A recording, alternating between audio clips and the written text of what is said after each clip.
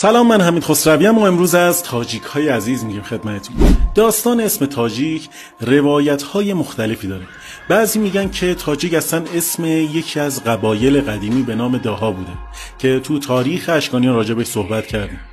یه عده میگن که این اسم رو ترک ها روی ایرانیا گذاشتن، چون ایرانی ها کلاهی تاج مانند روی سرشون میذاشتن و بهش میگفتن تاجی یا تاجیک. حتی یه گروه دیگه باور دارن این کلمه از ریشه تای که یک واژه یونانی به معنای پیشوا میاد.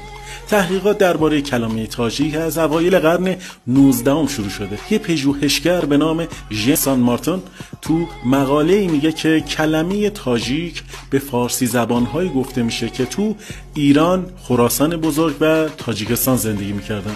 تو دیکشنری آکسفورد هم تاجیک به معنای فارسی زبان اومده که نه عرب، نه ترک و نه مغول. نتیجه این که تاجیک ها از اقوام آریایی هستن که تو هزاره دوم قبل از میلاد مسیح تو آسیای میانه و بلخ زندگی میکردن.